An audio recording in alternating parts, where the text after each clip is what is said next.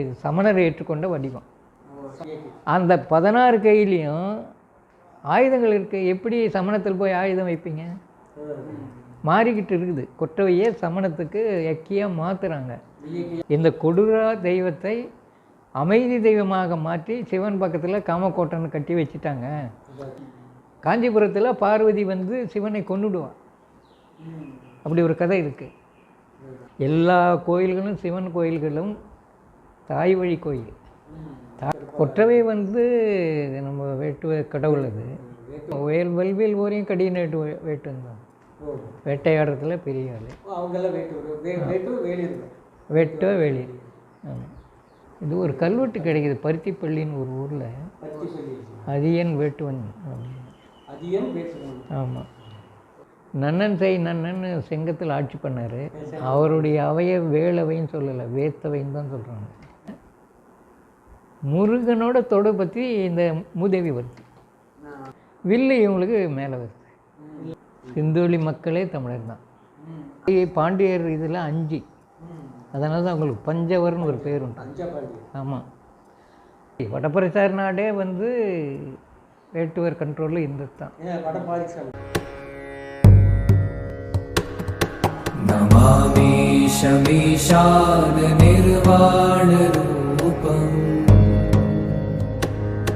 விபும் வியாபகம் பிரம்ம வேத ஸ்வரூபம் நிஜம் நிர்குணம் நிர்விகல்பம் நிரீஹம். தமிழ்நாட்டில் அரசு உருவாக்கம் ஆச்சு. தமிழ்நாட்டில் அதை பற்றி சொல்லுங்கள். முதல்ல வந்து சின்ன சின்ன ஊர்களில் தான் தலைவர்கள். அவங்கள வந்து மன்னர்னு சொல்லுவாங்க. சீரூர் மன்னர் அந்த மாதிரிலாம் சொல்லுவாங்க. அந்த மன்னர்கள்லேருந்து வேளிர்கள் மேலே வர்றாங்க, தோன்றுறாங்க. ஒரு 10 மன்னர் 20 மன்னரை தன் கீழே கொண்டு வந்து வேளின்ற ஒரு தலைவர்கள் உருவாகிறாங்க. அவங்களுக்கு மேலே வேந்தர்கள். வேளியிலேருந்து தான் அவங்களும் வராங்க. ஆனால் அவங்களுக்கு மேலே போயிடுறாங்க. வேளியர்களை வந்து சொல்லும் போதெல்லாம் தொல்குடி வேளிர்னு சொல்லுவாங்க, தொல்குடி மன்னன் சொல்லுவாங்க.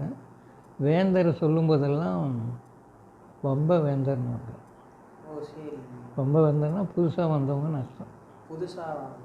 ஆமாம். வேளிர் தான் தொல்குடியோட தொடர்புடையவங்க. அவங்க மேலே அரசியலில் மேலே நிற்கிறாங்க. மன்னர்கள் உள்ளூர் தலைவர்கள், சின்ன சின்ன ஊர்களுக்கு அவங்க தலைவர்கள். மன்னர்ன்ற பேரே மண் அப்படின்ற ஒரு சொல்லேருந்து வருது. மண்ணுன்னா நிலையானது, நிலை பேர் உடையது. அந்த அடிப்படையில் பார்க்கும்போது இந்த குடியில், அடிப்படையாக இருக்கிற குடியில் தோன்றிய தலைவர் மன்னர்.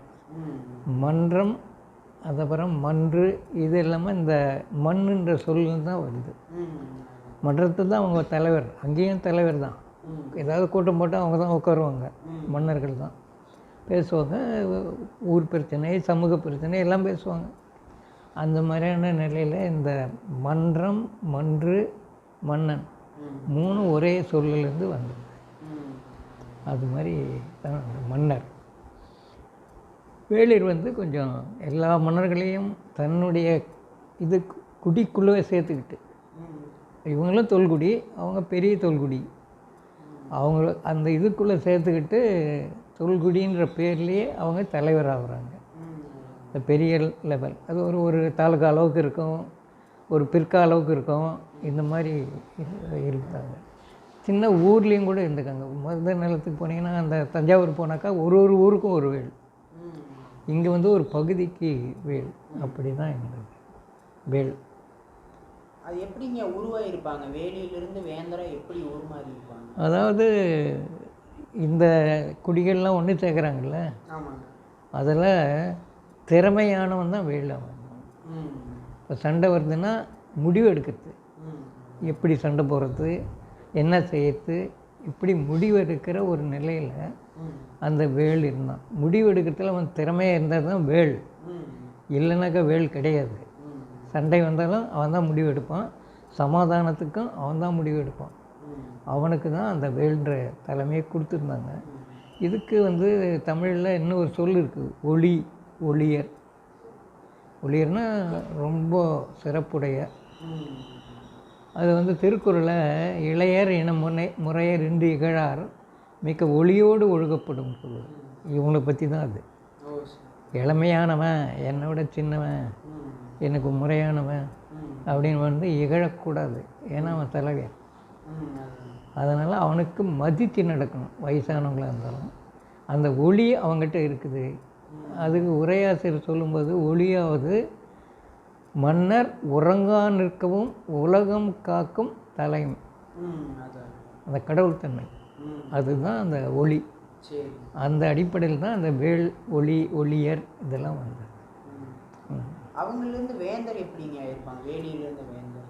வேந்தரை பற்றி சொல்லும்போது என்ன பிரச்சனை வருதுன்னா, வம்பன்னா புதுசு, சமூகத்தில் இல்லாத மாதிரி இருக்குது. ம். அப்படி இருக்கிறவங்கள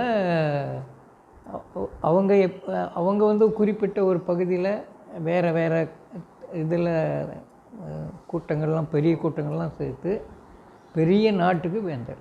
ம். சோழ நாடு, பாண்டிய நாடு, சேர நாடு, இந்த மாதிரி இவங்க அதுக்கு தலைமையில் இருந்தவங்க. ம். அவங்கள வந்து இந்த பழங்குடிகள் ஏற்றுக்க மாட்டாங்க. ம். இப்போ மகள் மறுத்தல்னு ஒன்று இருக்குது புறநானூற்றில். இவங்க பழங்குடி, ம். சாதாரண குடி. அவன் வந்துட்டு 4 வகை படையோடு வந்து நிற்கிறான் பொண்ணு கொடுன்னு. ம். இவங்க கொடுக்க முடியாது, எங்கள் சாதிக்கு தான் நாங்கள் கொடுப்போம். ம். நிரல் அல்லோருக்கு தருவோம் அல்லோ, ம். எங்களுக்கு சமமாக இருக்கிறத தவிர வேறு எவனுக்கு நான் கொடுக்க மாட்டோம் ம். அப்படின்னு சொல்லி 20 பாட்டு வருது. சரி. இந்த மகள், இந்த பேர் எதுவுமே இல்லாமல், இந்த குடியே அந்த குடின்னு இல்லாமல் பழங்குடியினுடைய தன்மையை 20 பாட்டில் சொல்கிறாங்க. இந்த மாதிரி இந்த இதில் எங்கள் பொண்ணை எங்கள் மரக்குடியில் தான் நாங்கள் கொடுப்போம், மற்ற வேந்தராக இருந்தாலும் சரி எங்களுக்கு அவங்க சமமானவங்க இல்லை அப்படின்னு சொல்லி மறுப்பாங்க. அப்படி மறுக்கும்போது அந்த வேந்தர்கள் வந்து படையெடுத்து அந்த குடியை அழிச்சிடுவாங்க. ஓ சரி. அழிச்சிடுவாங்க. பொண்ணை கட்டுவானா கட்டலையா அது அடுத்தது. இதில் என்ன அப்படின்னாக்கா, வேந்தர்கள் படையெடுத்து போகும்போது படை வேலிட்டு தான் கொடுத்தாங்க, வேந்தர்கிட்ட படையே கிடையாது. ம். அதான். அவங்க கேட்கும் போதெல்லாம் படையை கொடுப்பாங்க. கொண்டு போய் கொடுத்து ஜெயித்தாங்கன்னா அவர் வந்து திரையை வாங்கி உங்களுக்கு பங்கிட்டு கொடுப்பார், இது வாங்கிக்கிங்க அப்படின்னு. இந்த செய்தி வந்து அகநானூற்று முல்லை திணையில் 40 பாட்டிலையும் வருது. சரி. வேளிர்கள் படையெடுத்து கொண்டு போய் கொடுப்பாங்க. அவங்க வந்து அதுக்கு ஜெயித்த பிறகு திரையை கொடுப்பாங்க, பிரித்து கொடுத்துருவாங்க, வீட்டுக்கு வருவாங்க.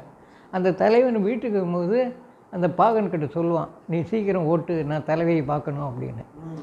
அது வர்ணிக்கும் போது அந்த கோட்டையை பார்த்தாக்கா விண்முட்டை இருக்குதுன்னுவாங்க. ம். நைட்டில் விளக்கு வச்சா நட்சத்திரங்கள் தெரிய மாதிரி அது இருக்குது. மதுரில் விளக்கு வச்சுருந்தா அவ்வளோ பெரிய கோட்டைகள் இருந்ததாக பாட்டில் வருது. இதுவரையிலும் அந்த கோட்டை நமக்கு தெரியல, கிடைக்கல. என்ன அதெல்லாம் மண் கோட்டைகளாக இருக்கிறப்ப காலப்போக்கில் அழிஞ்சிருக்கலாம். எப்படி இருந்தாலுமே உங்களுக்கு ஏதாவது இருக்கணும் இல்லை. சங்ககால கோட்டைன்னு இப்போ அந்த புதுக்கோட்டைக்கு பக்கத்தில் ஒரு இடத்துல தோண்டி இருக்காங்க. சரி. அது வந்து ஓரளவுக்கு சொல்லலாம், அது சங்ககாலம்னு சொல்ல முடிகிற அளவுக்கு இல்லைன்னாலும் சங்ககாலம் சொல்கிறதுக்கான இருக்குது. இந்த பக்கத்துலேயே வேறு எங்கேயோ இருந்த மாதிரி நமக்கு கிடையாது. அதாவது தொண்டை நாடு, இங்கே பாண்டிய நாடு, இங்கெல்லாம் இருந்த மாதிரி நமக்கு தெரியல. ஏன்னாங்க மக்கள் தொடர்ச்சியாக வாழ்கிறப்ப அதை அழித்து திரும்ப அதுக்கு மேலேயே புது வீடுகள்லாம் கட்டுறப்ப அது தெரியாமல் போயிடலாம். அது கரூர் மட்டும்தான். கரூர் மட்டும்தான். உறையூர் தள்ளி இருக்குதால அங்கே வந்து தெரியுது. ஆனால் கரூரில் மேலே மேலே வீடு இருக்குது, அதனால் கொஞ்சம் தான் தோண்ட முடியும். பெரிய பரப்பு, ஆனால் கொஞ்சம் தான் தோண்ட முடியும். அப்படியான சூழ்நிலை. இந்த கொங்கு நாட்டில் பார்த்தீங்கன்னா சேரர்களோட ஆதிக்கம் தான் அதிகமாக இருந்திருக்கு. அது எப்படிங்க? சேரர்கள் வந்து கேரளாவிலையும் இருந்திருக்கிறாங்க, இங்கே கொங்கு நாட்டிலையும் இருந்திருக்காங்க. அதாவது கொங்கு நாடு வந்து மணிகள் மிகுந்த ஒரு நாடு, மணிக்கல். இது மூலமாக வாணிகம் நடந்தது. ரோமானிய நாட்டுக்குள்ள வாணிபம் இவங்க செய்தாங்க. ஆரம்பத்தில் இந்த பகுதியில் கொங்கு வேளிர் தான், வேந்தர் வரல. கரூர்லேயும் ஒரு வேலி இருந்தார், வேல் குடும்பம் இருந்தது. அப்புறமா கொடுமணலில் ஒரு வேல் குடும்பம் இருந்தது, பொதினியில் ஒரு வேல் குடும்பம் இருந்தது. இப்படி பார்த்திங்கன்னா வேளிர் குடும்பம் தான் இங்கே பகுதியெல்லாம் ஆட்சி பண்ணுச்சு.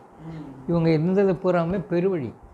அதாங்க. அந்த பெருவழியில் நிறைய மணிகளை செய்து ரோமுக்கு ஏற்றுமதி செய்யும்போது ரோமானிய காசு கொங்கு நாட்டில் மட்டும் 80% கிடைச்சது. இந்தியா பூராவும் கிடைச்சதில் 80% இந்த பகுதியில் மட்டும்தான் கிடைச்சது. அதிக வணிகம் செய்யக்கூடிய இடம் இருந்தது. ஆமாம், அந்த வணிகத்தை நடத்தணுங்க வேலி. தொழிலை அந்த மணி செய்கிற தொழிலையே உருவாக்கணும் அவங்க தான். இதை பற்றி வடநாட்டில் ஒரு குறிப்பு இருக்குது. அந்த வைடூரியன்ற சொல் வேலூரியா அந்த சொல்லிருந்து வந்ததுன்னு ஒருத்தர் எழுதியிருக்கார். வேளிர்கள் உருவாக்கின வைடூரி என்ற அடிப்படையில் அந்த சொல் உருவாகிருக்கு. இலக்கணத்தில் வருது, பாணினி இலக்கணத்தில் கிமு 2ஆம் நூற்றாண்டு.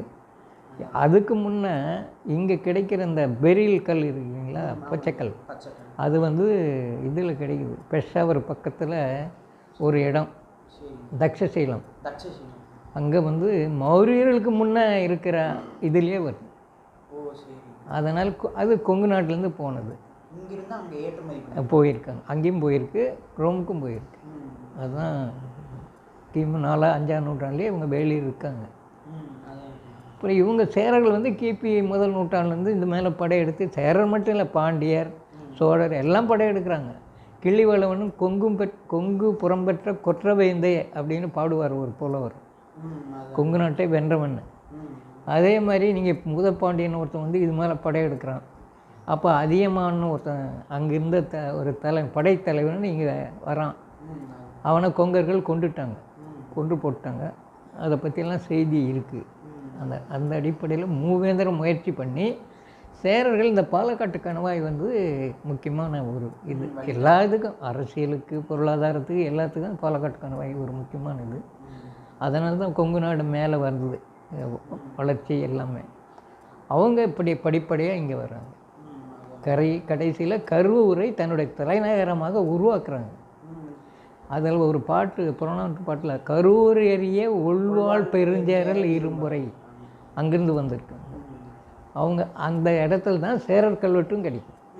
அந்த ஆறுநாட்டார் மலையில் கிடைக்குது.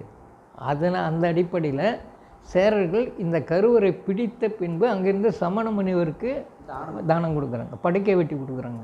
அப்புறம் நீர் கீழே விழாத மாதிரி மேலே ஒரு கொடை இது பண்ணுறாங்க. இந்த அடிப்படையில் தான் அவங்க எங்கே வந்து ஜெயிக்கிறாங்களோ வேந்தர்கள், அங்கே தான் வந்து தன்னுடைய கல்வெட்டு வெட்டியிருக்காங்க. பாண்டியர்கள் கொற்கை மதுரைக்கு வந்த பிறகு தான் அந்த இவங்க கழுகுமலையில் பாண்டிய நெடுஞ்செழியன் படுக்கை வெட்டி கொடுக்குறான். ஏன்னா வென்ற பகுதி. ஏன் வெட்டுறான்னாக்கா, இந்த பகுதி மக்கள் இரத்த உறவு வேறு, சேர இரத்த உறவு வேறு. அந்த அடிப்படையில் பார்க்கும்போது அவங்கள இந்த பகுதி மக்களை அடிப்படையாக வச்சுக்கின்னா மிலிட்ரி வச்சு மட்டும் முடியாது. இந்த மாதிரி முனிவர்களுடைய ஆதரவு இருந்தால் தான் செய்ய முடியும். ஏன்னா முனிவர்கள் இந்த ராஜாவுக்காக போய் பிரச்சாரம் பண்ணுவார் அந்த மக்கள்கிட்ட. இவர் தான் சிறந்த அரசர், இவர் தானம் கொடுக்குறாரு, படுக்கை வெட்டி கொடுக்குறாரு. அதுக்கு பதிலாக இந்த முனிவர்கள் இந்த மக்கள்கிட்ட போய் இவருடைய முப்பாட்டனார், நாற்பாட்டனார், உங்கள் முப்பாட்டனாருக்கு நண்பர் அப்படிலாம் கதை விடுவாங்க. அந்த அடிப்படையில் இந்த மக்களை ஒரு குடை கீழே கொண்டு வந்து வைக்கணுன்றதுக்கு அந்த இது உருவாச்சு. பெரும்பாலும் சமண முனிவர்கள் அந்த காலத்தில். ஆமாம், சமணர் தான் இங்கே சமண மதத்தை வளர்த்துறாங்க. ஆமாம். இதில் என்ன பிரச்சனைனா, சமணம் என்ற சொல்லுக்கு பௌத்தம்னு ஒரு பொருள் உண்டு, அப்புறம் ஆஜீவகா. என்னென்னா சமணம்னா வேற ஒன்றும் கிடையாது, வருத்தி தவஞ்செய்கிறவன், அதான் சமணர். அது சான்ஸ்கிரிட்டில் சிரமணர் ஆயிடுச்சு. அந்த மாதிரி ஆனதால் இவங்க வந்து தன்னை வருத்தி தவஞ்செய்து உயிர் விட்டுருவாங்க. அந்த மாதிரியான ஒரு அடிப்படையில் அவங்க புனிதமானவங்க. அந்த உயிர் விட்டவங்களுக்கு தான் இவங்க படுக்கை வெட்டி நினைவு சின்னமாக வெட்டி கொடுக்குறாங்க. அந்த அடிப்படையில் இவங்க மேலே நிற்கிறாங்க. அப்படி வந்து ஆமாம், எல்லா பக்கமும் அந்தந்த பகுதியில் சிற்றரசரும் வெட்டி கொடுத்துருக்காங்க, வேந்தரும் வெட்டி கொடுத்துருக்காங்க. அதே மாதிரி 7 நாட்டார். ஆமாம், 6 நாட்டார். அதாங்க. இப்போ சேரர்களுக்குள்ளே பார்த்தீங்கன்னா நிறைய குடிப்பெயர்கள்லாம் வருது இல்லைங்கய்யா. அது ஆதலாதன், அப்புறம் வந்து கரையர்ன்ட்டு வருது. இவங்க பார்த்தீங்கன்னா இரும்பறைன்னு கொங்கு நாட்டு ஆண்டவங்க இரும்பறை. இதெல்லாம் எப்படிங்கய்யா அவங்களுக்குள்ள இது கூட்டாட்சி மாதிரி பண்ணியிருக்காங்களா, இல்லை இவங்களுக்குள்ள ரத்த உறவு முறை? கூட்டாட்சி தான். அதாவது சோழர்கள் குடியில் 10 பேர் இருந்தாங்க, 10 குழு. அதே மாதிரி பாண்டியர் இதில் 5, அதனால தான் அவங்களுக்கு பஞ்சவர்னு ஒரு பேர் உண்டு. பஞ்சபாண்டி ஆமாம், சேரர்கள்லேயும் ஒரு 4-5 இருந்திருக்கும், நமக்கு தெரியல. காலப்போக்கில் இந்த கொங்கு நாட்டை வென்ற பிறகு சேரர்களுக்கு ஒரு பேர் உண்டு, கொங்கன். பின்னால் வந்தது, திவாகரத்தில் தான் அது வருது, அது முன்னே கிடையாது. அதனால் அது பின்னால் கொங்கு நாட்டை ஆண்டதால் அந்த பேர் அவனுக்கு வருது. இப்போ பார்த்தீங்கன்னா இந்த அந்துவன் சேரல் இரும்புரைங்கிறவர் தான் ஒல்வல் பெருங்க சேரல்னு சொல்கிறாங்க. அது இவங்க 2 பேரும் ஒன்றா இல்லை வெவ்வேறு? வெவ்வேறு. ஏன்னா முயற்சி பண்ணியிருக்காங்க, அந்துவன் சேரல் காலத்திலேயே செங்குட்டுவனும் முயற்சி பண்ணியிருக்காரு, அங்கே வந்து இருந்திருக்கார் கரூரில். அதெல்லாம் அதை 10 வரும் அதை பற்றி. அதாவது நேரடியாக சொல்ல மாட்டாங்க. 3 ஆறும் கூடிய முக்கூடல் மாதிரி நீ அப்படின்னு பாரு. அது வந்து கரூர்லேருந்து அந்த பக்கம் காவிரியில் போய் அமராவதி சேருதுங்களே, இன்னும் ஒரு ஆறு அங்கே சேருது. அந்த ஆற்று பேர் எனக்கு மறந்து போச்சு. அது அங்கேருந்து வரும், சேலத்துலேருந்து. இல்லை, வேறு ஏதோ ஒரு பேர். நொய்யல் வந்து இன்னும் முன்னாடி சேர்ந்துடுது. ஆமாம். அப்படி சொல்லும்போது இந்த ஆற்றுடைய கூட்டு தான் சேரனை ஒப்பிட்டு பேசுகிறாங்கன்னு. அதாவது செங்குட்டுவன். இப்போ அவங்காலத்தில் இவங்க வராங்க இருக்காங்க, சில நேரங்களில் அவங்க பிடிப்பாங்க, மாறி மாறி போகும். நிரந்தரமாக வந்தது நீங்கள் அந்த 10 3 தலைவர்கள் அந்த காலத்தில் தான். இப்போ இதுக்கு முன்னாடி இந்த பொறையரசர்களோட ஆரிஜின்ங்கிறது ஏதாவது இருந்திருக்கும்? பொறை அப்படிங்கிறது பெரும் இல்லை, அறையும் பொறையும் மணந்த தலையன்னு வரும். அது வந்து 18 எங்கேயோ வருது. பொறையினா ஒரு யானை படுத்தா எவ்வளோ உயரமோ அந்த மாதிரி பாறை, அவ்வளோதான் உயரம், அதுக்கு மேலே கிடையாது. அது மாதிரி இருக்கிற நாட்டுக்கு நீ தலைவன்றதுக்காக தான் பொறைன்ற பேர் அவனுக்கு. அது இந்த பாலக்காடு பகுதி, இன்னும் மற்ற இடங்கள் நிறைய இருக்குது. ஆமாம், அந்த அடிப்படையில் தான் அந்த பொறையன். அதாங்க. அப்புறம் இந்த சேரலுங்கிற பேர் வந்து பார்த்தீங்கன்னாங்க, இப்போ அந்த புகழூர் 6 நாட்டார் மலை கல்வெட்டுலேயே பெருங்கடுங்கோ மகன் இளங்கடுங்கோ ஈத்த கல்லுன்ட்டு தான் வருது. அதில் வந்து சேரருங்கிற வார்த்தை ஏன் அதிகமாக அந்த கல்வெட்டுலாம் குறிப்பிட பார்க்குறது? அதாவது அந்த காலகட்டத்தில் அப்படி ஒரு கூட்டமைப்பு உருவாகிட்டு இருந்திருக்கும். பாண்டியனும் வரலையே, நெடுஞ்செழியன் தான் வருது, பாண்டியனே வரல. நெடுந்தடிகன் அப்படின்லாம் வருது. அந்த அடிப்படையில் ஒரு கூட்டமைப்பு உருவாகிட்டு இருக்குது. அவங்கள பற்றி சொல்லும்போது அது அவங்களுக்கு என்ன பேரோ அதோட நிறுத்திக்கிட்டாங்க. அந்த சோழர் பாண்டியன். ஆமாம், சோழருக்கு கிடைக்கல இந்த கல்வெட்டு, இவங்க 2 பேருக்கு தான் கிடைக்குது. இப்போ இவங்க எப்போங்க அந்த பின்னாடி இந்த சேரன் சோழன் பாண்டியன்கிறது எப்போ இந்த களப்பிரர்கள் காலத்துக்கு பின்னாடி தான் போட்டுக்கிறாங்களா, இல்லை அதுக்கு முன்னாடியே? அதுக்கு முன்னாடியே புறநானூற்றில் வருது. இல்லை கல்வெட்டு ஆதாரங்கள்? கல்வெட்டு ஆதாரம் ரொம்ப கம்மி, பின்னால் தான், ரொம்ப பின்னால், ஆரம்பத்தில் கிடையாது. இப்போ பார்த்தீங்கன்னா ஒரு தொடர்ச்சியாக வந்து பார்த்தீங்கன்னா சங்க காலத்துலேருந்து களப்பிரர்கள் காலம் வரைக்கும் எல்லாத்தோட வழியாக அடுத்தவங்க வழி என்னது அப்படிங்கிறத கரெக்டாக கொண்டுட்டு வர்றாங்க. நடுவில் களப்பிரர்கள் காலம் 300 வருஷம் வருது. அதுக்கப்புறமேல் பார்த்தீங்கன்னா இந்த தமிழ்நாட்டில் இருக்கிற எல்லா அரசுகளுமே வந்து குன்றிடுது. அதுக்கப்புறமேல் வந்து பல்லவர்கள் வந்து பல்லவர் பாண்டியர் எல்லாம் வராங்க. ஆமாம், அதாவது களப்பிரர்கள் வந்து வெளியிலேருந்து வந்தாங்கன்னு சொல்கிறாங்கல்ல, அது இங்கேயே இருந்தவங்க தான். அதாவது அதுக்கு என்னென்னமோ சொல்கிறாங்க, களபனா யானை இதுவாக உடையவங்க, சின்னமாக உடையவங்க தான் களப்பிரர். களப்பப்பு நாடுன்னு பேர் சரவணபெலி குளத்தில் இருக்குது, அங்கேருந்து வந்தவங்க. ஏன்னா பெரிய புராண ஆசிரியர் கர்நாடக வேந்தர்னு பாடிக்குவார் இவங்கள சொல்லும்போது. அதனால் அதை வச்சுக்கிட்டு கர்நாடகத்துலேருந்து வந்தாங்க அப்படின்னு சொல்கிறாங்க. இல்லை சொல்கிறேன், அப்படி இவங்க ஒரு அவங்க முறையில் அவங்க சொல்கிறாங்க, தப்பு சொல்ல மாட்டேன். பின்னால் நம்ம புதுசாக பார்க்க வருது.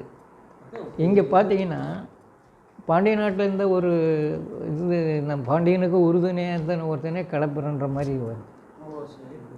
அது வந்து எதனால் அப்படி வருதுன்னு எனக்கு தெரியல. இருந்தாலும் இங்கே வேந்தர்களால் ஒடுக்கப்பட்ட பழங்குடிகள் தான் களப்பிர. அவங்க கிளந்து எழுவாங்க. ஏன்னா வேந்தர் ஆட்சி வீழ்ந்து போச்சு, வாணிக வீழ்ச்சியால் எல்லாம் போயிடுச்சு. அதை தான் வந்து சிறுபான்நாட்டுப்படியில் வஞ்சியும் வருதே, உரந்தையும் வருதே, இது மதுரையும் வருதேன்னு பாடுவாங்க. அப்படின்னா என்ன, வேந்தர் போயிடுச்சுன்னு அர்த்தம். அந்த அடிப்படையில் இவங்க மேலே கிளந்து வராங்க. அதாங்க இது ஃபாரின் ஆத்தர் வந்து அவர் பேர் தெரியலைங்க, அவரோட தான் படித்தேன். கரெக்டாக தமிழ்நாட்டில் வந்து களப்பிரர்கள் வந்து தலை ஓங்குறப்ப பார்த்தீங்கன்னா கரெக்டாக கிரேக்கத்திலேருந்து வாணிகம் வந்து கரெக்டாக கட் ஆகுது. அதனால பணம் செல்வாக்கு கம்மியாகிறங்காட்டி இவங்களோட இது குன்றங்காட்டி அப்போ களப்பிரர்கள் மேலே தூக்குறாங்க. ஆமாம், அதான் அங்கே வந்து அந்த ஈஜிப்ட் வழியாக வர கால்வாயை வந்து கிரீஸ் வந்து பிடிச்சிட்டாங்க. அதனால வந்து கிரேக்கர்களை வந்து ஈஜிப்ட்காரங்க வந்து உள்ள விடல, இந்த கால்வாய் வழியாக உள்ள விடாதங்காட்டி கிரேக்கர்களால வணிகம் பண்ண முடியாதங்காட்டி அந்த 300 ஆண்டுகள் வந்து தமிழ்நாட்டில் செல்வம் குறைஞ்சங்காட்டி களப்பிரர்கள் வந்து தலை தூக்கியிருக்காங்க அப்படின்ட்டு. அதாவது கிரேக்கர்கள் வரல, ரோம் மேலே ஒரு பழங்குடி என்னமோ கூனரை யாரோ மறந்துட்டோம், அந்த பழங்குடி படையெடுத்து ரோமை அழிச்சிடும். அந்த அடிப்படையில் ரோமா வந்து அழிஞ்சிருது. ஆமாம், அழிஞ்ச பிறகு தான் வாணிகமாக அழிஞ்சு போகுது, வணிகம் அழிஞ்சிருது. அப்புறம் இவங்க அந்த வணிகம் இல்லைங்காட்டி இவங்க குன்றாங்க. சரிதான். அந்த அடிப்படையில் இந்த எல்லா செல்வம் போயிடுது இவங்களுக்கு. அதுதான் வருமானம். வருமானம் பொண்ணாக வந்துக்கிட்டு இருந்துச்சு இல்லையா, அதை வச்சு தான் படையை திரட்டினாங்க, எல்லாம் பண்ணாங்க. அந்த அடிப்படை அது போன உடனே பொன் வர்றது நின்று போச்சு. அந்த அடிப்படையில் தான் பொண்ணே வந்து இந்த மிளகு இங்கேருந்து போகுது, சேர நாட்டில் போகுது. அதுக்கு பதிலாக அந்த பொற்காசுகளை கொண்டாந்து கொடுக்குறோம். அதுதான் அந்த குறிஞ்சி நிலத்தை மலையிலேருந்து விளையாடுறது நிறைய இருக்குது இல்லைங்க. ஆமாம். இதில் பெர்னிக்கேன்னு ஒரு இடத்துல எகிப்தில் 8 கிலோ மிளகு கிடைச்சது, பூமிக்கடி இங்கிருந்து போன மிளகு. மிளகு வச்சு தங்கத்தை வாங்கிக்கிறது. ஆமாம், பண்டமாற்றம் மாதிரி. அந்த பிரமிட் மேலையெல்லாம் நம்ம சேலம் இரும்பெல்லாம் இருந்துன்னு சொல்லி எழுதுறாங்க. ஆனால் ரெண்டையும் டெஸ்ட் பண்ணி தான் பார்க்க முடியும். அப்புறம் இங்கே மட்டும் நினைக்காதீங்க, உலகம் பூரா இருண்ட காலம் அது. இந்தியா பூரா இருண்ட காலம் ஒருத்தர் எழுதியிருக்காரு. உலகம் பூரா இருண்ட காலம் ரஷ்யா உலக வரலாறுன்னு ஒன்று போட்டிருக்கு, அதில் எழுதியிருக்காங்க. உலக வாணியங்கள் வந்து ஆமாம், ஒரு 3 நூற்றாண்டு இருண்ட காலம்தான். இருண்ட காலம் வாணியத்தில். ஆமாம், இருண்ட காலம் ஆனங்காட்டி இவங்களுடைய செல்வாக்கெல்லாம் குறையும். ஆனால் பார்த்தீங்கன்னா நம்மளுக்கு சங்ககால கல்வெட்டுங்கிறது ரொம்ப கம்மியாக தான் கிடைக்கிது. ஆனால் களப்பிரர்கள் காலத்தில் கல்வெட்டுகள் மற்றபடி எந்த இலக்கியம் எதுவுமே வரலையே. ஏன் இலக்கியம் வந்தது, கல்வெட்டு வரல. கல்வெட்டுகள் இல்லை, சிலப்பதிகாரம் மணிமேகலாம் அந்த காலம். கல்வெட்டு வந்து ஒரே கல்வெட்டு பூலாங்குறிச்சி. பூலாங்குறிச்சியில் அவங்க கல்வெட்டு ஒன்று கிடைச்சிருக்கு, பெரிய கல்வெட்டு. எப்படி நிர்வாகம் பண்ணாங்கன்னு அதில் சொல்லியிருக்காங்க. அது அருமையான கல்வெட்டு. நாட்டு நிர்வாகம், ஊர் நிர்வாகம், கோயில் நிர்வாகம் எல்லாம் அதில் வரும். அப்புறம் இப்போ களப்பிரர்களை வந்து விரட்டினதுக்கு அப்புறமேலு அவங்கள ஒடுக்கினதுக்கு அப்புறமேல் திரும்ப வேந்தர்கள் தலை தூக்குறாங்க. வேந்தர்களில் பாண்டியர், சேரர் அங்கே போயிட்டு கொஞ்சம் தலை தூக்குறாங்க. ஆமாம், இவங்க பேரரசுங்கிறது சிற்றரசு, அதாவது ஒடுக்கிடுறாங்க, அது போயிடுறாங்க. இடையில் வர்றது இடைக்கால பாண்டியர், பல்லவர், இடைக்கால சேரர்கள். அது அங்கே போயிட்டாங்க, இங்கே இல்லை, போயிட்டாங்க. திரும்பவும் 9ஆம் நூற்றாண்டில் வராங்க. 9ஆம் நூற்றாண்டில் வந்துருவாங்க. கோதை அவங்களாம். வீரநாராயணன். ஆமாம், வீரநாராயணன் எல்லாம் அங்கே இருக்குது. அது எப்படிங்க அவங்க திரும்ப வந்து எப்படி அரசு உருவாக்கம் பண்ணுறது? அதாவது அரசு இருந்துக்கிட்டு தான் இருந்தது. அந்த காலத்தில் வந்து என்னென்ன தொழில் உண்டோ, வேளாண்மை தான் இப்போ பெருசு, வணிகம் கூட கம்மி தான். அது மேலே அவங்க வளர்ச்சி அடைய இந்த பல்லவர்கள் வடக்கையும் பாண்டியர்கள் தெற்கையும் சோழர்கள் வந்து ஒடுங்கியிருந்தாங்க. அவங்க அரசை உருவாக்கலை. பின்னால் விஜயாலயம் தான் அரசை உருவாக்குறாரு. பல்லவர் கீழே இருந்தாங்க. குறையூர், பழையாறை. அதாங்க சங்க காலத்தில் பார்த்தீங்கன்னா சிந்துவெளியோட உங்களோட ஒரு பேட்டி ஒன்று பார்த்துருந்தீங்க. சங்க காலத்தில் வந்து சிந்துவெளியோட நம்ம வணிகத்தில் ஈடுபட்டு இருந்தோம்.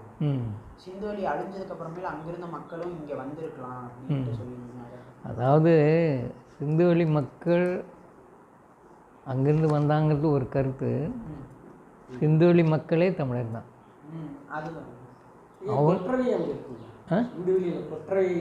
கொற்றவை கிடையாது, பெண் தெய்வங்கள் நிறைய இருக்கு. கொற்றவை வந்து அதாவது போர்க்கடவுளாக அங்கே இல்லை, இங்கே தான் போர்க்கடவுள் கொற்றவை. தாய் வழி சமூகம். ஆமாம், தாய் வழி சமூகம். அதனால் தாயே ஆட்சி செய்திருக்கலான்ற ஒரு கருத்தும் இருக்குது. அதுக்கான சான்றுகள் கொஞ்சம் கிடச்சிருக்கு. ஆனால் பார்த்தீங்கன்னா இந்த சிந்துவெளி, ஹரப்பா, மொஹஞ்சதாரோலாம் பார்த்தீங்கன்னா பெரிய அரசுகள் இருந்த மாதிரி எதுவுமே அங்கே கோட்டை, ஆயுதங்கள் அந்த மாதிரி எதுவுமே கிடைக்கல இல்லை. அது எப்படி அந்த நகரம் எப்படி இயங்கி இருக்கும்? அதுக்கு வந்து என்ன சொல்கிறாங்கன்னா, அங்கங்கே சிதறலாக இருந்தது நகரங்கள். மொஹஞ்சதாரோ ஹரப்பா தான் பெரிய அரசு மாதிரி, மற்றெல்லாம் சிற்றரசு. இவங்க என்ன பண்ணிட்டாங்க, மொஹஞ்சதாரோ வந்து தோன்றும்போது கிமு 4000 மெசபடோமியாவோட வியாபாரம் பண்ணியிருக்காங்க. ஏன்னா அவங்களுடைய சிம்பல் வந்து காண்டாம் இருக்கும். அந்த காண்டாம் இருக்கக்கூடிய முத்திரை வந்து அங்கே கிடைக்குது மெசபடோமியாவில் கிமு 4000. கிமு 1500 யானை கிடைக்கும், எருது கிடைக்கும், சில பறவைகள் உருவம் கிடைக்கும் சீரில். அது வந்து குஜராத் பகுதியில் ஆண்டவங்க சிற்றரசர் மாதிரி அவங்க சிம்பிள் தான் கிடைக்குது கிமு 1500. அவங்க என்ன கருதுறாங்கன்னா, மெசபடோமியா இது மொஹஞ்சதாரோ ஹரப்பாக்காரங்க நீங்கள் வந்து வியாபாரம் பண்ணிங்க, கடற்கரை தான் நீங்கள் இருக்கீங்க, எங்களுக்கு காணிக்கை மட்டும் கொடுத்துருங்க அப்படின்னு அந்த ஒப்பந்தம் ஒன்று. ரெண்டாவது, ஒருத்தரோட ஒருத்தர் கல்யாணம் பண்ணிக்கிட்டாங்க, மாமச்சான். ஆமாம், அதனால் சண்டை இல்லாதே கத்தி கப்படா எதுவுமே கிடைக்கல. கடைசி காலத்தில் தான் சில கோட்டைகளில் எரியிற குண்டு கிடச்சிது, பெரிய பெரிய கல் குண்டு. அப்புறம் அம்ரி கொட்ஜின்ற இடத்துல அதை அழித்ததுக்கான சான்றுகள் இருக்குது, சண்டை போட்டு. அதான் மொஹஞ்சதாரோக்காரங்க தான் அங்கே போய் அழித்தாங்கன்ற மாதிரி ஒரு யூகத்தில் ஒருத்தர் சொல்லியிருக்காரு. கடைசி காலத்தில் வருது. அது எப்படிங்க ஏன் மொத்தமாக அழிஞ்சிருச்சு? இப்போ நம்ம தமிழ்நாட்டிலலாம் பார்த்திங்கன்னா வழி வழியே இருக்கும், அங்கேயே மொத்தமாக அழிஞ்சு நிர்மூலமாகிடுச்சு. அதாவது சிந்து தமிழ் அழிவுக்கு ஆற்று பாசனம், அதாவது வெள்ளம் ஒரு காரணன்றாங்க, எதிரிகள் வந்து ஆரியர்கள் வந்து அழிச்சாங்கன்றாங்க, இப்படி பல கருத்துக்கள் இருக்குது. வெளிநாட்டு படைகள். ஆமாம், கடைசியாக ஒருத்தர் ஒன்று சொல்லியிருக்காரு, சிந்துவெளியிலிருந்து வாங்கப்பட்ட அந்த பொருள்கள் மெசபடோமியாவில் வாங்கினாங்கல்ல, அவங்க வந்து அங்கே பல்கேரியான்னு இப்போ இருக்குது, அனட்டோலியான்னு அதுக்கு பேர், அங்கேயே வாங்க ஆரம்பிச்சிட்டாங்க. இவ்வளோ தூரம் வந்து வாங்கணுமா அப்படின்ட்டு அங்கேயே வாங்க ஆரம்பித்ததால் தொழில் நசிஞ்சு போச்சு. தொழில் நசிஞ்ச பிறகு அந்த தொழிலாளர்கள்லாம் கிராமங்களுக்கு போயிட்டாங்க. இப்படி ஒரு கருத்து இருக்குது. ஆனால் இப்போ பார்த்தீங்கன்னா அங்கே வந்து அந்த மாதிரி ஒவ்வொரு சின்னங்கள் வச்சுருந்தாங்க இந்த சிந்துவெளியில். அதே மாதிரி தான் தமிழ்நாட்டிலையும் பார்த்தீங்கன்னா ஒவ்வொரு அரசர்களுக்கும் ஒவ்வொரு சின்னங்கள் இருக்குது. அதே மாதிரி தான் நம்ம தமிழ் அரசர்களும் பின்பற்றிருக்கலாம். அதே மாதிரி தான் வந்திருக்கணும். ஒவ்வொரு குடிக்கும் ஒவ்வொரு சின்னங்கள் வந்து. ஆமாம், அது உண்டு. இப்போ சேரல் குடின்னு வச்சுங்க, முதல்ல யானை, பின்னால் வில்லு. அது எப்படி வந்துச்சுன்னா, வில்லூர்னு ஒரு பழங்குடி, அந்த பிட்டங்கொட்டன், இதுலேயும் ஆர்நாட்டர் மடலையும் அவங்க பேர்லாம் வருது, அந்த குடி பேர்லாம். இந்த சேர மன்னனுக்கு கீழே வந்த பிறகு வில்லு இவங்களுக்கு மேலே வருது, யானை கீழே போயிடுது. அந்த வில்லா குடிசினமாக வச்சுருந்தவங்க சேரர்கள் அந்த யானை சின்னங்களை இருக்கிறவங்களோட பெரிய ஆளாக வந்து அவங்களை கீழே கொண்டு போய் இவங்க மேலே, கீழே மேலேன்னு கிடையாது, ஒரு குடி சமக்குடி, அதெல்லாம் அந்த வில்லை இவங்க ஏற்றுக்கிட்டாங்க. யானைக்கு வந்து எலியும் கூட இருக்குது. ஆமாம் ஆமாம் ஆமாம் எலிச்சின்னா ஆனை சின்னத்தை வந்து ஆமாம், அது இதில் திக்கும்பா, அது இவர் காரவேலா, அது நல்லா இன்ட்ரெஸ்டிங்கான இது. அதுவுமே அந்த சின்ன அடிப்படையில் தான். ஆமாம், யானை இது அந்த இனக்குழுவை வென்றது, அவ்வளோதான். அந்த மூசிகர்கள் எலி கூட்டத்தார் இங்கே குஜராத்தில் இருக்காங்க. குஜராத்தில் இருக்காங்க. இப்போவும் ஒரு கோயிலில் எலிகள் போயிட்டு வந்துட்டு இருக்கோம், குறுக்க மடுக்க அந்த இடம். ஆமாம் ஆமாம் காலங்களில் கடவுளாக மாற்றிட்டாங்க யானை. ஆமாம், அது பின்னால் கடவுளாக. அங்கே இதில் திக்கும்பாவில் சமண பள்ளி உருவாக்குனாங்க காரவேலா. அவர் யாரை ஜெயிச்சேன்னு சொல்கிறாரு. அப்போ சொல்லும்போது இந்த மூசிகர்களை வென்றேன்னு, அதனால எலிக்கூட்டத்தை வென்றாங்க. அதனால சிந்துவெளியில் இந்த எருது, இது இந்த காண்டாமிருகம், இது எல்லாம் அந்த ஒரு இனக்குழு. ஆமாம், அதாங்க. இப்போ பார்த்தீங்கன்னா தமிழ்நாட்டில் மூவேந்தர்கள் தான் இருக்கிறாங்க, சேர சோழ பாண்டியர்கள். அதே அளவுக்கு பார்த்தீங்கன்னா அதியமான், திருமுடிக்காரி அவங்களோட வம்சமும் அந்த முடிவேந்தர்களுக்கு இணையாக வந்துச்சு, ஏன் அவங்களுக்கு வந்து அந்த பேர் வந்து வராமல் போய் இவங்க 3 பேர்த்துக்கு மட்டும் ஏன் அந்த பேர் தங்கிருச்சு? அதாவது வேளிர் நிலையில் அவங்க இருக்காங்க. நன்னன் செய் நன்னன் செங்கத்தில் ஆட்சி பண்ணார். அவருடைய அவையை வேளவைன்னு சொல்லலை, வேத்தவைன்னு தான் சொல்கிறாங்க. அவர் வேள். அதனால் இவங்களுக்கும் அந்த வேந்துன்ற ஒரு நிலை இருந்திருக்கலாம். அதை பற்றி அதிகம் சொல்லலை, நம்மளுக்கு தரவுகள் கிடையாது. ஆமாம். ஆனால் இப்போ இன்னும் ஒன்று, அதியமான்களை இவங்க தோற்றடிக்க இங்கேருந்து போகிறாங்கல்ல, பெருஞ்சேரல் இருமுறையாக தோற்கடிக்கிறார் இல்லையா, அப்போ இவங்க குலத்தோட அதியமானும் சேர்ந்துடுறாரு, சேர குலத்தோட. ஆமாம். அது வந்து திருமலைன்னு ஒரு ஊரில் ஒரு கல்வெட்டில் வஞ்சியர் குலபதி எழினி வகுத்த எண்குனை எழினி வகுத்த யக்ஷி யக்ஷனோடு அழிவு திருத்தி எண்குனை இரமலை வைத்தான் விடுகாத அழகிய பெருமாளேன்னு வரும்.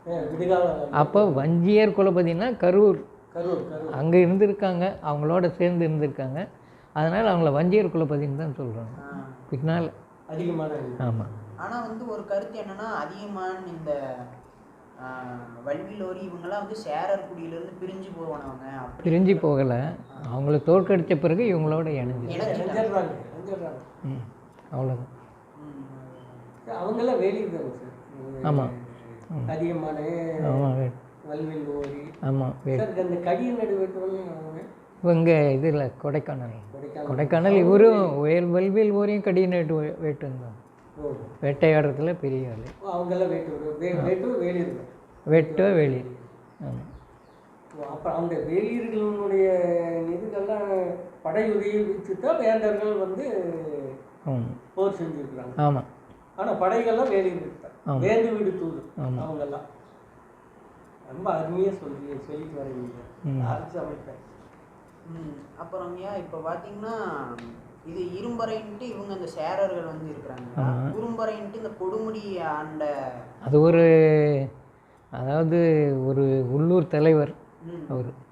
இவங்க பேரை வச்சு இருக்கலாம், சேர பேரே அவரை வச்சிருக்கலாம். சேர மரபுன்னு சொல்லக்க முடியாது. அல்லது அந்த நாடு அந்த மாதிரி சின்ன சின்ன பாறைகள் இருந்ததை வச்சு அவருக்கு அந்த பேர் வந்திருக்கலாம். அந்த மாதிரி வாய்ப்பு இருக்குது. அதான் அவரோட இதில் பார்த்தீங்கன்னா கோட்டை இருந்தது, அதில் வந்து பல அம்புகள் ஏற மாதிரி இயந்திரம்லாம் வச்சுருந்தார் அவர், அந்த மாதிரி அவர் சொல்லியிருக்கிறாங்க. அதில் அவருக்கு பேசும்போது அது வரல. ஆனால் சிலப்பதிகாரத்தில் தான் நிறைய, அதுவும் தலைநகரத்து தான் அப்போல்லாம் இருந்த மாதிரி வருது. தனியாக இந்த மாதிரி சிற்றரசுகள்கிட்ட அது இருந்த மாதிரி நமக்கு தெரியல, பாட்டில் இல்லை. சிலப்பதிகாரத்தில் இந்த வேட்டூர் வரியில் கொற்றையை பற்றி கொஞ்சம் நல்லா. கொற்றவை வந்து நம்ம வேட்டுவ கடவுள். அது கொற்றவை வந்து நம்ம வேட்டுவ கடவுள். அது 2 வகையான தாய் வழி இருக்குது. அந்த சமூகம் வந்து 2 வகை தாய் வழி சமூகம். ஒன்று வந்து தந்தை தெரியாத காலம், ஆடு மாடு மாதிரி இதை பெற்றுக்குவாங்க. அந்த குழந்தைக்கு தாய் மட்டும்தான் தெரியும். அதனால் தாய் வழி, அது ஒரு தாய் வழி. அது இந்த இது வந்து அதுலேருந்து எப்போ ஒரு காலத்தில் 10,000 வருஷத்துக்கு முன்னே அது தோன்றி இப்போ வந்து குடும்பம்லாம் வந்துச்சு, கல்யாணம் பண்ணிக்கிட்டாங்க, அதெல்லாம் இருக்குது. இருந்தாலும் அந்த தாய் வழியை அவங்க விடலை. அதுக்காக தான் அந்த வேட்டு வரியில் அதை. ஆமாம். 2வது கொற்றவை கல்யாணம் பண்ணிக்கல, தனி தான், கன்னி இருக்குது. ஆனால் முதியோள் அது இதுன்னு சொல்லுவாங்க, கன்னியாக தான் அவள் இருக்கிறாள். இவங்க தான் பின்னால் சில தேவாரம் அப்புறம் மற்ற இதுகளில் சிவனுடைய மனைவியாக மாற்றுறாங்க. ஏன்னா இந்த ஜனங்களை சையத்து கொண்டு போகணும், அதுக்காக மாற்றுறது அவன் மனைவி. ஆமாம். ஆனால் நீங்கள் பார்த்தீங்கன்னா எந்த கோயில்லையும் கல்யாணம் நடக்கலை. என்ன நடக்குதுன்னா, இங்கே மதுரையில் மீனாட்சி கல்யாணம் வருதுல்ல, இப்போ தான் என்னமோ தாலி கட்டுறானுங்க, என்னமோ பண்ணுறானுங்க. ஆரம்ப காலத்தில் 200 வருஷம் முன்னே ஒருத்தன் பார்த்து எழுதியிருக்கான். எல்லாம் நடக்குமா, தடப்படலாம், எல்லாம் ஏற்பாடும். தாலி கட்டுற போது சகுனம் சரியில்லைப்பா பாப்பா அப்படின்னு போயிடுவாங்களாம். மீனாட்சி கன்னியாக தான் இருக்கா. அதே மாதிரி உண்ணாமுலை, உண்ணாமலைன்னா குழந்தை பெற்றுக்கலவா, கன்னியாக தான் இருக்கா, தனியே தான் இருந்தது. அவங்க தான் முதல்ல இருந்தாங்க. எல்லா கோயில்களும் சிவன் கோயில்களும் தாய் வழி கோயில், தாய் கோயில் தான் இருந்தது. அது ஆமாம், காமக்கோட்டைன்னு அதுக்கு பேர். காமக்கோட்டைன்னா கிராம கோட்டம். காமம்ன்றது வடமொழியில், தமிழில் காமம்னு போடுவாங்க. கிராம கோட்டம் இதெல்லாமே பெண் தெய்வம் தான்.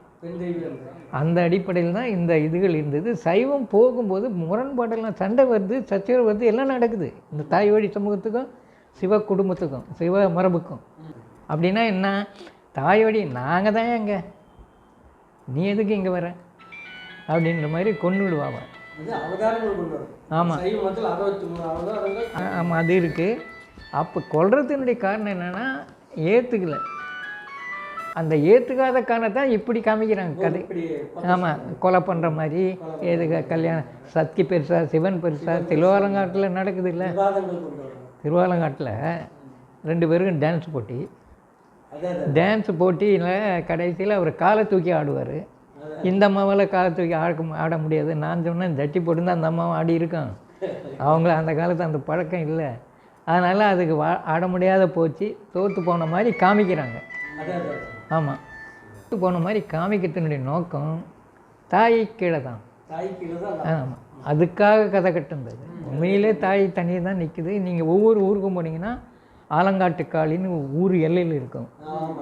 அவங்க சிதம்பரத்தில் தில்லைக்காளின்னு ஒன்று தனியே இருக்கும். அதுக்கு பலியெல்லாம் கொடுப்பாங்க.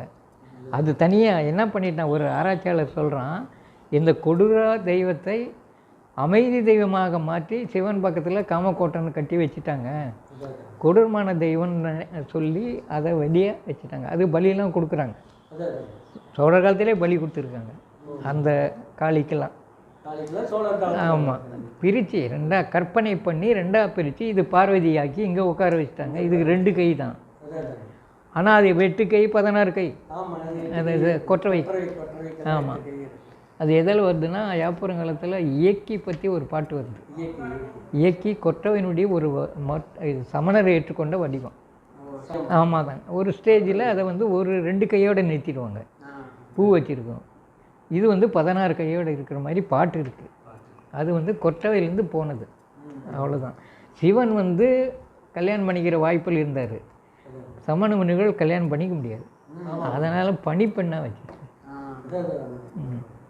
ஆனால் கொற்றவை எப்படிங்க, கொற்றவை அந்த மாதிரி ஆயுதங்களோட, ஏன்னா முதல்ல தெய்வம்னா ஒரு கல்லை நட்டு வச்சு அந்த மாதிரி கும்பிட்டு இருந்திருப்பாங்க. அதுலேருந்து எப்படி இத்தனை ஆயுதங்களோட அது எப்படி உருவாயிருக்கும்? அந்த கொற்றவையோட அந்த உருவமைப்பு எப்படி உருவாயிருக்கும்? அதுதான் போர்க்கடவுள், போர் செய்கிற கடவுள்.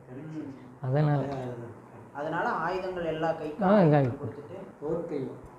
ஆனால் பார்த்தீங்கன்னா கொற்றவைக்கு முன்னாடி மான் தானங்க இருந்திருக்கு, வாகனம். அதுலேருந்து எப்படி சிங்கம் சிங்கம் பின்னால் வடநாட்டு துர்கை மரபு வரும்போது சிங்கம் வரும்போது சிங்கம் கூட வருது. அதே மாதிரி எருமை தலை மேலே நிற்கும். எருமை தலைமை அது மைசூர் பகுதியில் இருந்த ஒரு தலைவனை தோற்கடிச்சதை வச்சு அது ஆமாம் பேர் கொற்றவைக்கு ஒரு பேர் கொடுக்குறாங்க பல்லவர்கள் காலத்துலேயும் கூட. ஆமாம், பல்லவர்கள் பகுதி மாமல்லபுரத்தில் நிறைய கொற்றவை இருக்கும். எருமையோட சண்டை போடுறது எல்லாம் இருக்கும். என்னுடைய சந்தேகம், இது உண்மைன்னு சொல்ல முடியாது, தொண்டை நாட்டில் ஒரு எருமை கூட்டம் இருந்திருக்கு. அந்த எருமை கூட்டத்தினுடைய எச்சம் குருங்காலீஸ்வரர் கோயில்னு கோயம்பேட்டில் இருக்குது. அங்கே ஒரு எருமை உருவம் இருக்கு தூணில், அதை கும்பிடுவாங்க.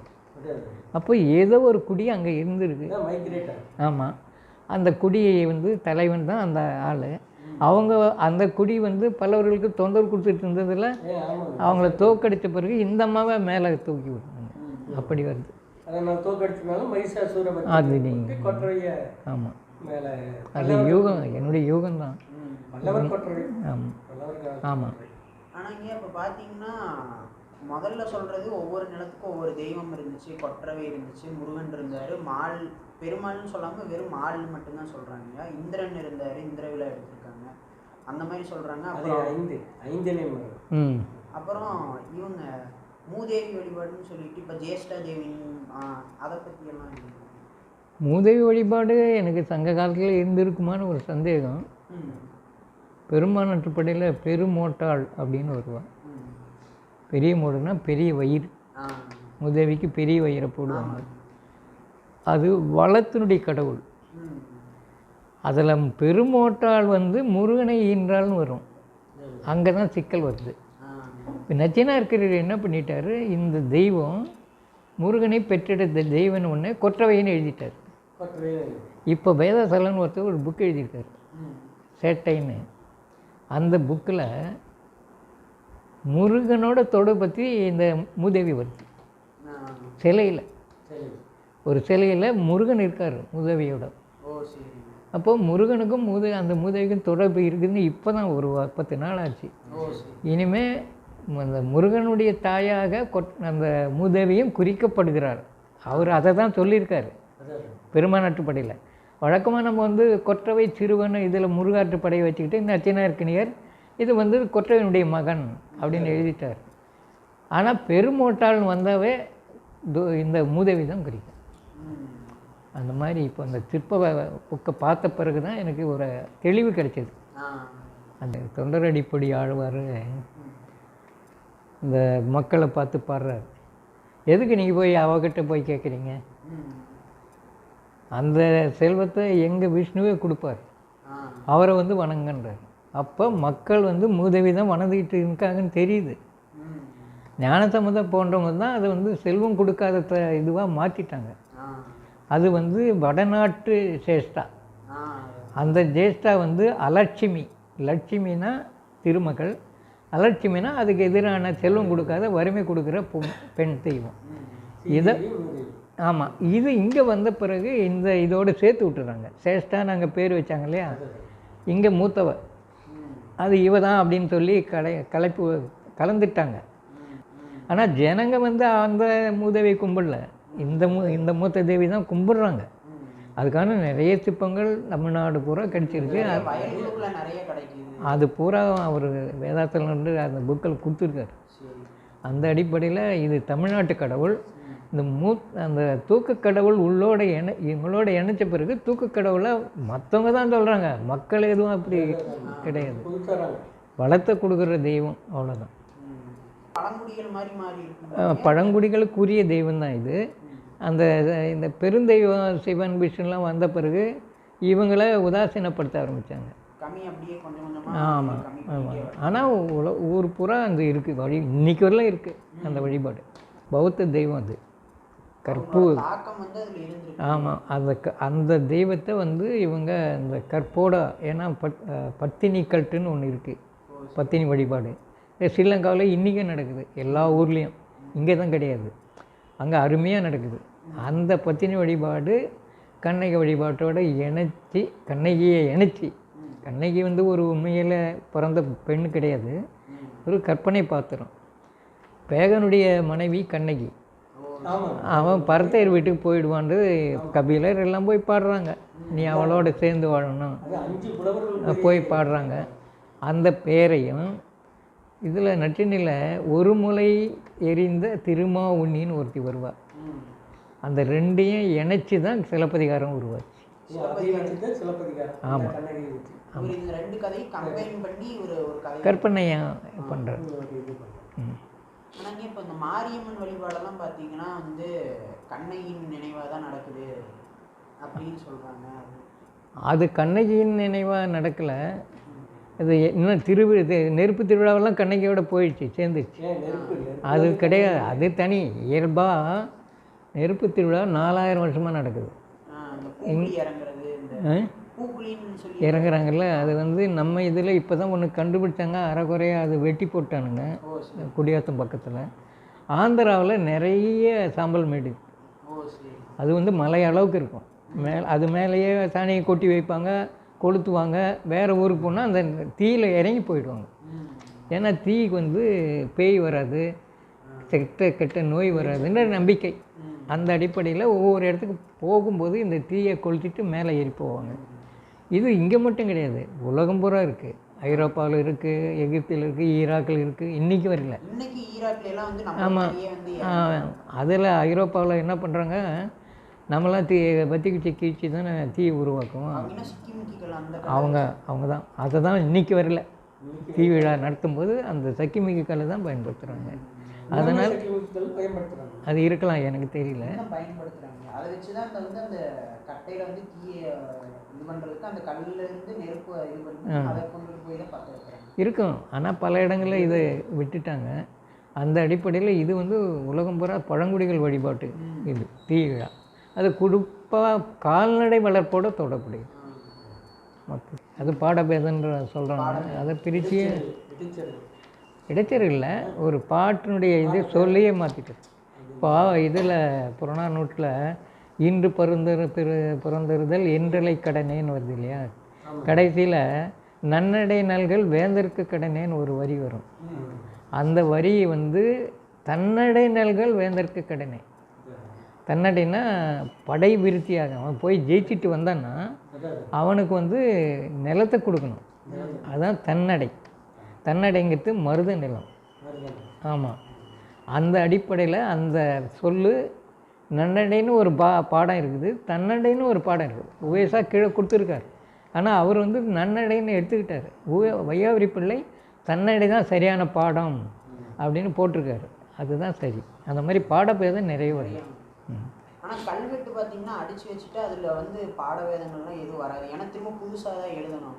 ஆமாம், அதாவதுங்க சுவீரா ஜெயசோல் ஒரு அம்மா கல்வெட்டு ஏன் நம்ம எடுத்துக்கிறோம் அப்படின்னாக்கா, ஒரு தடவை எழுதிட்டா அது மேலே எவனும் எழுத மாட்டாங்க. அந்த அடிப்படையில் ரெண்டாவது எழுத்து எந்தெந்த காலத்தை சேர்ந்துன்னு கண்டுபிடிக்கிற அளவுக்கு இன்றைக்கி வந்துடுச்சு. அந்த அடிப்படையிலையும் கல்வெட்டு ஒரு சிறந்த சான்றாக எடுத்து வாய்ப்பே இல்லை, மாற்றவே மாட்டாங்க. ஆமாம், ஒவ்வொரு காலத்துக்கு ஒரு ஒரு நூற்றாண்டுக்கு ஒரு வகையாக பண்ணியிருக்கு. ஆமாம், அதை வச்சு தான் கண்டுபிடிப்பாங்க. ஆமாம். ஐயா, உங்களுக்கு அந்த அதியமான் வந்து வேட்டுவருங்கிற ஏதாச்சும் ஒரு இது ஒரு கல்வெட்டு கிடைக்குது பருத்திப்பள்ளின்னு ஒரு ஊரில், அதியன் வேட்டுவன் அப்படின்னு. அதியன் வேட்டுவன். ஆமாம், அந்த மாதிரி வருது. அந்த கல்வெட்டு ஏதாச்சும் எங்கிட்ட இல்லை, சேலம் மாவட்ட கல்வெட்டுகள் ஒரு புக்கு வந்துருக்கு, சேலம் நாமக்கல் மாவட்ட கல்வெட்டுகள். அதில் அந்த பருத்திப்பள்ளியில் அது இருக்குது அந்த புக்கு. ஆமாம், அவர் தான் அதை தொகுத்தார்.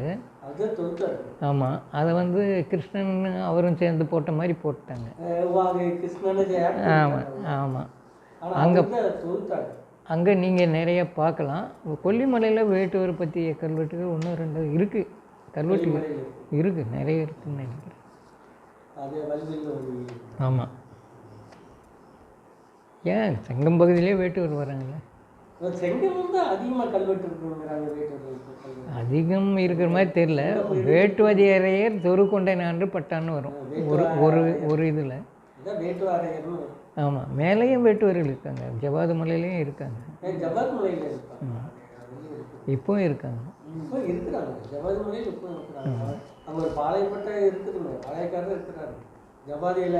அவங்க வந்து கோம்பை நாயின்னு. ஆமாம் ஆமாம் ஜபால் மலையில். ஆமாம், கோம்பை பாளையக்காரன்னு சொல்லிட்டு ஒரு வேட்டுவ பாளையம். அது இன்னும் அந்த நாய் ஃபேமஸ் தான். ஆமாம், கோம்பை நாய். ஆமாம், இந்த மாதிரி நிறைய இருக்குது. ஐயா, நீங்கள் எல்லாம் இந்த சங்க காலத்து வேட்டுவரை பற்றி ஏதாச்சும் இந்த சங்க காலத்து வேட்டுவரை பற்றி நீங்கள் அந்த இவங்க தமிழ் யூனிவர்சிட்டியில் சரி களஞ்சியம் சங்க சொற்களஞ்சியமாக என்னமோ போட்டிருக்காங்க, 6 வால்யூம் இருக்குது. அதில் வேட்டுவரை பற்றி தொகுத்து எங்கெங்கே வருதுன்னு கொடுத்துருக்காங்க. அதுக்கு என்ன என்ன களஞ்சியம்? அது என்ன களஞ்சியம்? அந்த புக்கு பேர் சங்க சொற்களஞ்சியம். சொற்களஞ்சியம் சங்க காலம்னு போட்டு. தொல்லியலில் போனால் தொல்லியல் இல்லை, தமிழ் யூனிவர்சிட்டி அவங்க போட்டிருக்காங்க. 6 வால்யூம் போட்டிருக்காங்க. அதில் எங்கிட்ட புக்கு இருக்குது, அதனால் அந்த பகுதி மட்டும் ஜெராக்ஸ் பண்ணி தரேன். அதுலேருந்து நீங்கள் எடுத்துங்க. ஐயா, அப்புறம் எங்கள்கிட்ட இந்த கொங்கு நாட்டில் பார்த்தீங்கன்னா ஒவ்வொரு நாடுகளாக பிரிச்சுருக்காங்க. ஆமாம், அதில் இந்த வடகரை நாடு பட்டக்காரங்கன்ட்டு அது நான் எங்கள் குடும்பம் தான் இல்லையா, அதோட பட்டையை நீங்கள் படிச்சிருக்கிறீங்கன்னு ஐயா சொல்லியிருக்கீங்க. நீங்கள் தான் வந்து படித்து சொன்னீங்க. ஆமாம், அது சேர மன்னர்களுடைய ஒரு கால்வழிங்க. இப்போ என்ன பிரச்சனைன்னா, இந்த குலப்பேர்கள் வெள்ளாளருக்கு இருக்குது, வேட்டுவருக்கு இருக்குது. ஆமாம் கண்டிப்பாக எல்லாரும் வேட்டுவர்கிட்ட தான் வெள்ளாளர் எடுத்துருக்கணும். ஏன்னா இவங்க தான் முதல் குடியாக இருந்தாங்க இங்கே.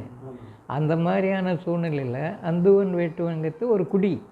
அதுதான் அப்புறம் கொக்கராயம்பேட்டையில் ஒரு குடி வரும், நிறைய வீட்டு கரைய வேட்டுவர். அது வந்து வேட்டுவரில் வேளாண் வரும். வீட்டு வேளாண்மை அப்படின்னா இல்லை, இங்கேயும் கொக்கராயம்பாட்டிலையும் பத்திராயம்பட்டி வருது. நீங்கள் வேளாண் வர்றது பூரா வேட்டுவராக இருக்காங்க. வெள்ளாளருக்கு எங்கேயுமே வேளாண் வரல. வேளாண்னா தலைவன். வேளாண்மை தலைவன் தான். ஆமாம், அந்தந்த ஊருக்கு தலைவன். அப்போ வேலி இருந்தாலும் தலைவன் தான். ஆமாம், வேளாண்டைய முதல் இதுதான் வேல். வேல் அது அப்புறம் வேளாண் ஆண் சேர்த்து வேளாண் மாற்றுறாங்க. வேளாண்மை தான். அதுதான். அப்படி சேர்த்து வரதான் இந்த கல்வெட்டுகள். ஆமாம், அவங்க தான் ஊர் தலைவராக இருந்திருக்காங்க, வெள்ளாளர் இல்லை. வெள்ளாளர்கள் இல்லை. அதனால அந்த கரூரில் மருதங்க வேளாண், ஆமாம், ஒருத்தர் வேட்டூரில் மருதங்க வேளாண், குன்னம் பூவாணி வேட்டுவன். பூவாணி வேட்டுவன். ஆமாம், அது ராஜசேகர தங்கமணி நிறைய பண்ணியிருக்காரு. ராஜசேகரத்தன்படி கொஞ்சம் நல்லா பிரிண்ட்டும் ஆகிருக்குது இந்த வேட்டூர் குரலில். அது உங்ககிட்ட இருந்தால் பார்த்துக்கலாம் அதுலேயே. ராஜசேகரத்தன்படி கொஞ்சம் நல்லா கொடுத்துருங்க. ஆமாம், அதனால் இந்த குடிகளை இப்போ இருக்கிற குடிகளை பற்றி கேட்டால் சொல்லுவேன், அதோட சரி எழுதுறதுக்கு. எனக்கு நாட்டிலேயே நிறைய பட்டம் சமூக ஆவணங்கள் போட்டிருக்காரு ராஜு. அதில் வேட்டுவர்தும் போட்டிருக்காரு, வேட்டுவர் பட்டயமும் அதில் இருக்குது. இது வந்து அதில் போடல, அவருக்கு தெரியாது இது. இதில் என்னென்னா அந்த குறிப்பிட்ட அந்துவ வேட்டுவர் குலத்தை சேர்ந்த ஒருத்தருக்கு அரசு கொடுக்குறாங்க, இந்த பகுதி நீ ஆட்சி பண்ணிக்க, வடகரை நாட்டை உனக்கு கொடுத்துட்டேன் அப்படிங்கிற மாதிரி வசூல் பண்ணி ராஜாவுக்கு கொடுப்பாங்க. இதுதான் இதில் முக்கியமான. சரிங்க. அது அது வந்து இந்த மாதிரி பட்டயங்கள் 100 இருக்குது. இந்த மாதிரி பட்டயம் வாங்கின ஆட்களும் இருக்காங்க. இங்கே இதில் போலம்பட்டின்னு ஒரு ஊர் பக்கத்தில், ஆமாம், அவங்க வச்சுருக்காங்க. இல்லை நானே போய் பார்த்தேன். மாதிரி நிறைய புழுவ கவுண்டரும் வேட்டுவரில் ஒரு பிரிவு. அதுதான் குழு குழு. அது மாதிரி இருக்குங்க, நிறைய இருக்குங்க. நிறைய அவங்க வந்து ஏதோ பேரூரில் இந்த ஷெட்யூல் கேஸ்டால் அது இது அவங்களால, ஆமாம், வரி கட்ட முடியலன்னு இவர் கட்டுறார். அந்த குடும்பங்கள் அவருக்கு வருஷம் வருஷம் காணிக்கை கொடுக்கும். அதுதான் அதில். ஆமாம், இதில் வந்து பார்த்தீங்கன்னா கண்ணப்பர் கோத்திரத்தை அழைத்து அது கண்ணப்பர் வந்து ஒரு உலகளாவிய பெரிய இல்லை, அவர் விஜயநகர பேரரசுலேருந்து வந்திருக்காங்க. இல்லை, அது இருக்குது, கண்ணப்பர் கோத்திரம் போட்டிருக்காங்க. அது சொல்லிக்கிறது. அது கண்ணப்பர் பெருமையானவங்கிறதுக்காக அவர் வேட்டுவர், அதனால் அவரை பேரை சொல்லிக்குவாங்க. இப்போ ஆமாம், கோட்டை இதில் கொடுமுடியில் அவருடைய சிலையே இருக்குது, செப்பு சிலை, 10ஆம் நூற்றாண்டு சிலை. அப்புறம் இங்கே கூட நம்ம இருக்குது. ஆமாம், அது பார்த்துருக்கேன், இதுலேயும் பார்த்துருக்கேன், நிறைய பார்த்துருக்கேன். ஆமாம், முருகன் பூண்டிலையும் இருக்குதுன்னு நினைக்கிறேன். ஆக நீங்கள் அவிநாசியில் வேட்டுவர் சிலை உள்ள ஒரு சைடில் இருக்கும், வேட்டுவர் ஒரு மூலையில், அது 10ஆம் நூற்றாண்டு. ஆக இந்த பகுதி, ஆமாம், கல்வெட்டெல்லாம் வந்து அதை மாதிரி தான் சொல்லுது. இப்போ பழங்குடி பற்றி செய்யணுன்னா உங்கள் சடங்கு படிக்கணும், கூட இருந்து என்னென்ன செய்கிறாங்க அதில் ஒரு வரலாறு கிடைக்கும். இதெல்லாம் படித்தால் ஒழிய, ஆமாம் ஆமாம், படித்தாதான். ஆமாம், கொற்றவை பற்றி இவர் PL சாமின்னு ஒருத்தர் எழுதியிருக்காரு. தமிழ் இலக்கியத்தில் தாய் தெய்வ வழிபாடு, அதில் NCBH போட்டிருக்கு. ஆங்கிலத்தில் ஒரு அம்மா மகாலட்சுமின்னு ஒரு அம்மா கொற்றவை துர்க்கைன்னு போட்டிருக்கு. ஆமாம், ரெண்டும் கலந்தது அப்படிங்கிறது. அதில் என்ன சொல்கிறாங்கனாக்கா, சிவனுக்குரிய எல்லா இதையும் அவங்க தான் முதல்ல வச்சுருந்தாங்க, கொற்றவை தான் வச்சுருந்தாங்க, சிவன் அதை எடுத்துக்கிட்டாரு அப்படின்ற மாதிரி ஒரு கருத்தை அவங்க சொல்கிறாங்க. யானையை உரித்து போத்திக்குவார், கஜ சம்காரம் போத்திக்கிறார்ல, அது கொற்றவைக்கு உரியதுன்றாங்க அவங்க. அந்த மாதிரிலாம் அதில் எழுதியிருக்காங்க. ஆமாம், பெங்குயின்னு ஒரு இது போட்டிருக்கு. குறிஞ்சியிலிருந்து வந்ததுதாங்க. ஆமாம், வழிபாடு குறிஞ்சியிலிருந்து வந்தது. அதனால தான் யானைத்தூள், அது இது, மானு, அது அதனுடைய நிறைய யானை. ஏன்னா அந்த குறிஞ்சி நிலத்து விலங்குகள் தானே யானை மானல்ல. ஆமாம், அதனால அப்படி கொண்டு போவார், சிலப்பதிகாரத்தில் நல்லா கொண்டு போறாரு. ஆமாம்.